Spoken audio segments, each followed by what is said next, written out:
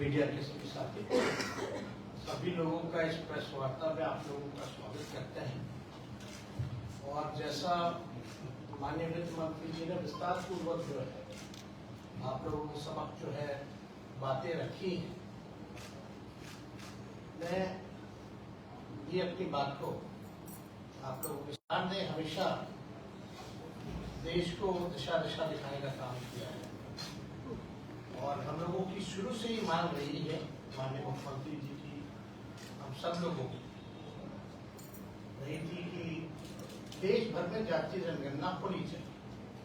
अब सब लोग, सभी दल के लोग जो है प्रधानमंत्री जी से मिले हैं, लेकिन वहां से कुछ हुआ नहीं। तो तय यही किया गया था कि हम लोग अपने बलबूते राज्य सरकार जो है कराएंगे। और माननीय मुख्यमंत्री जी को धन्यवाद दिया जाता है कि एक ऐतिहासिक दिन जो 2 अक्टूबर का रहा, जो बापू का जन्मदिन हम लोग मनाते हैं, उस दिन जाति आधारित गणना, जाति की क्या स्थिति है वो जो है सरकार द्वारा पेश किया गया। और जब विधानसभा का सत्र पिछला चल रहा था तो पूरा रिपोर्ट जो है आप लोगों के समक्ष जो है रखा गया। उसमें भी है, आर्थिक स्थिति भी है, सामाजिक स्थिति भी है। और बिहार एक पहला राज्य बनकर के आया जिसका खुद का साइंटिफिक डेटा जो है किसी राज्य के पास नहीं है, बल्कि बिहार एक ऐसा राज्य है जिसके पास खुद की आबादी की पूरी जानकारी है। और आज के दिनों में साइंटिफिक डेटा होना बहुत जरूरी है ताकि हम चिन्हित कर पाए, पहचान कर पाए कि कौन लोग हैं जो अंतिम पैदान पर खड़ा परिवार है, कौन समाज है। तो ये डेटा आप लोगों के सामने आ ही गया था, जिसमें कि लगभग जो है आप देखिएगा कि इसमें स्थिति जो है सारी स्पष्ट कर दी गई है। तो हम आंकड़ों में ज्यादा जाना नहीं चाहिए, लेकिन जब पेश किया गया तो हम लोगों का सरकार की यही सोच है कि व्हाट विल बी नेक्स्ट, अगला हम क्या करें। तो हम तो शुरू से कहते रहे कि ये जो महागठबंधन की सरकार नीतीश जी के नेतृत्व में बनी है, ये गरीबों की सरकार है और सामाजिक न्याय के साथ साथ आर्थिक न्याय देने वाली सरकार है। और देश में अगर सबसे बड़ा दुश्मन अगर कोई है तो बेरोजगारी और गरीबी है। और हर एक सरकार की कोशिश होनी चाहिए कि बेरोजगारी और गरीबी से हम लोग लड़े। अब जब आंकड़े जब सामने आ गए हैं और हम लोगों का मानना है और आंकड़ों में भी ये स्पष्ट हो गया है कि हर जाति में जो है गरीबी, चाहे ओबीसी हो, ईबीसी हो, एससी हो, जाति के लोग हैं, उसमें भी जो है गरीबी पाई गई। अब हम लोगों ने तय यही किया और इसमें सर्वसम्मति से सब लोग ने भी, माननीय मुख्यमंत्री जी ने जब प्रस्ताव रखा हाउस में तो सब लोग तैयार हो गए कि बढ़ाना, तो आरक्षण जो है उसको जो है बढ़ाया जाएगा जिस हिसाब का हमको रिपोर्ट आया। उसमें एससी एसटी का भी बढ़ाया गया, उसमें पिछड़ों का भी बढ़ाया गया, ईबीसी का भी बढ़ाया गया। और क्योंकि ईडब्ल्यूएस पहले से ही सामान्य वर्ग के लिए 10% जो तय था वो तो हो ही गया, तो 50% से लगभग 65% जो है कर दिया गया, प्लस जो 10% जो 75% हम लोग जो है लगभग पहुंच। अब हम लोगों को क्या करना है, कल्याणकारी योजनाएं हम लोग लाए। अब हम लोगों को पता है कि कौन भूमिहीन है, जमीन नहीं जिसके पास, तो उनके सहायता के लिए माननीय मुख्यमंत्री जी ने ये भी पेशकश की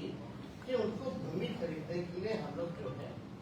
1 लाख रुपए की सहायता जो है करेंगे। 60,000 से 1 लाख तक पहुंचा देंगे। और जिसका झोपड़ी है, घर नहीं बन रहा, उसको भी 1,20,000 हम लोग जो है देंगे। दूसरी ये बात, तीसरी ये थी कि भाई अब जिनके परिवार जो 94 लाख जो गरीब परिवार है जिसके पास रोजगार नहीं, नौकरी नहीं, उनको नौकरी के लिए विशेष सहायता के लिए 2 लाख रुपए की सहयोग हम लोग करें। तो 2 बातें आ गई। हम लोग ये चाहते हैं कि जब सर्वसम्मति से, जब किसी ने विरोध नहीं किया और सबको इच्छा है कि आरक्षण की सीमा बढ़ाई जाए, तो कैबिनेट ने यह निर्णय लिया कर माननीय मुख्यमंत्री जी की अध्यक्षता में कि भाई कोई पेच ना फंसे। जिस हिसाब से जब हम लोग जातीय आधार गणना करा रहे थे, कई पेच आए सामने, इतने आसानी से नहीं हुआ, काफी दिन विलंब रहा, लोगों को लाभ पहुंचाने में हम लोगों को दिक्कत हुआ, रिपोर्ट पेश करने में दिक्कत हुआ। तो ये जब आरक्षण की सीमा अगर हम लोग बढ़ा रहे हैं, तो कोई पेज जो है किसी भी प्रकार का फंसना नहीं चाहिए। और माननीय वित्त मंत्री जी ने उदाहरण भी बताया, कई ऐसे मामले हैं जिसको शेड्यूल 9 में जो वो किया गया, रखा गया है। तो हम लोगों ने यही रिकमेंड किया है कि भारत सरकार जो है, जो आरक्षण की सीमाएं हम लोगों ने बढ़ाई है, उसको शेड्यूल 9 में जो है रखा है। और इससे पहले भी एक राज्य जो है तमिलनाडु, उनका भी जो है पहले से 69% था, उसको भी शेड्यूल 9 में रखा गया। तो हम लोग